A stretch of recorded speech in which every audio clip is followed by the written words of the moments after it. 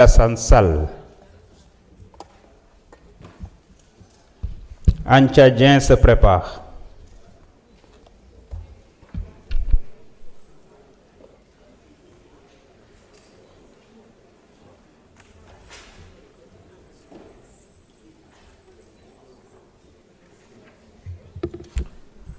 Monsieur le Président, Monsieur le ministre des Forces armées, Monsieur le ministre des Finances, chers collègues. Monsieur le ministre des Forces armées, je voudrais m'associer, comme à l'instar de tous mes collègues ici présents, à l'hommage appuyé que le peuple sénégalais doit à ses forces de défense et de sécurité. Vous êtes, les forces de défense et de sécurité, ce qui fait la colonne vertébrale de notre nation,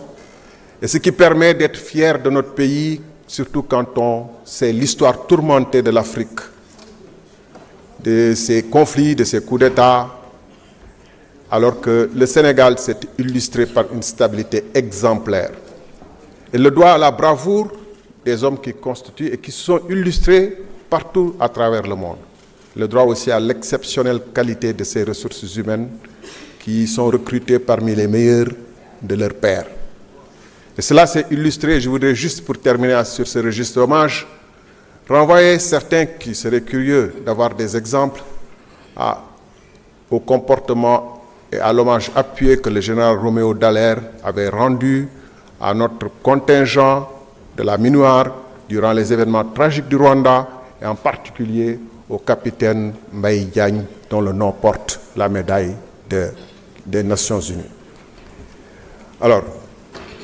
la meilleure façon de consacrer cet hommage est de s'assurer que les forces de défense et de sécurité sont en toutes circonstances dans les meilleures conditions de travail.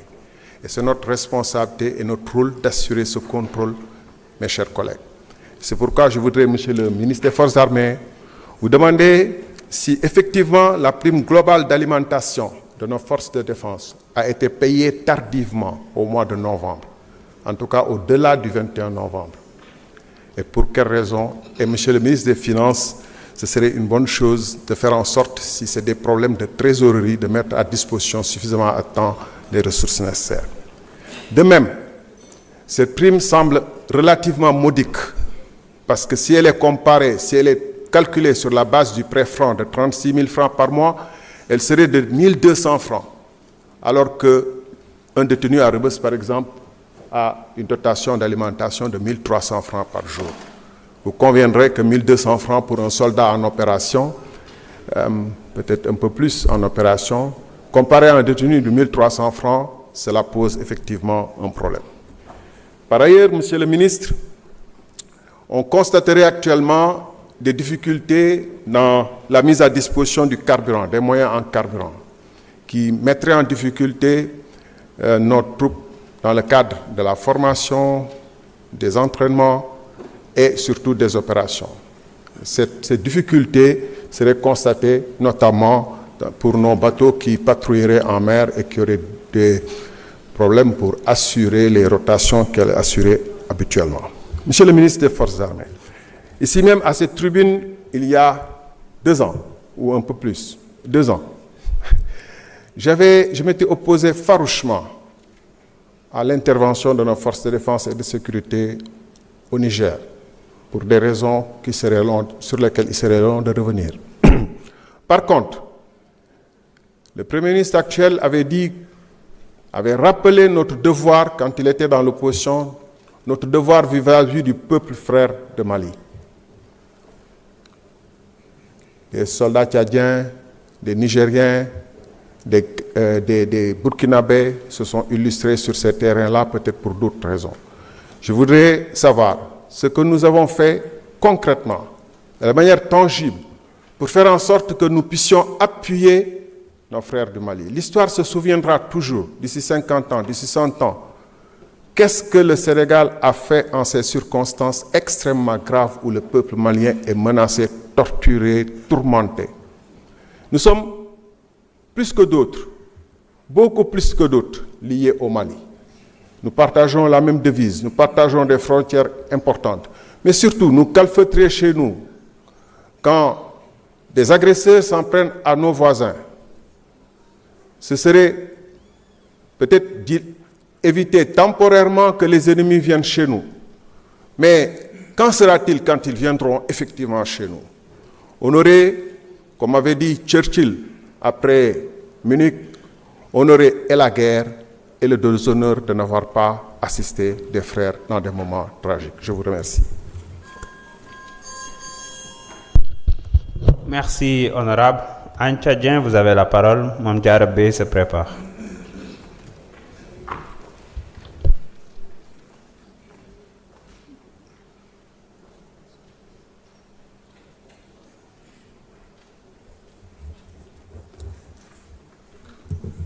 asalaamaaleykum président ñu ngi lay nuyu ministre yi maa ngi leen di nuyu équipe bi ngeen àndat di leen jaajëfal di wàcce seen wàccuwaay xam ne buñ nelawee yéen la waaw di leen gënloo bàyyi xel rek ci frontière yi ndax ñun dañ dëkk département bu Nioro te dañ frontière ak Gambie ñu xam si lu bari nag ndax tam tey man bu ma nekkoon Minnesota nga ne ma bul dugg Gambie dama lay ree ba pare dox ndànk dem te du ngeen ko yëg man dama julli si tabaski ñib si jeudi vendredi si guddi kirij yi ñuy kirijee oto moom lañ kirij sama bunt ba mu jog si ginnaaw ñu dugg si biir ñun ñàkk sécurité boobu la ñuy dund parce que réew am na police am na gendarme waaye dafa évoluer mi ne sabax waxi noppi Farafeñe waxi noppi te benn ligne la nii rek sa tànk bi da nga koy dëgg fii Gambie dëgg fii Sénégal soo leen yokkalee agence ñu mën a bàyyi xel population bi te dañ am ay xale yu ndaw di génn te dafa am 6 communes yoo xam ne dafa frontière ak Gambie mii Ngayeen mii dina Sawax Poroxaan Kër Maba Ndramé Wak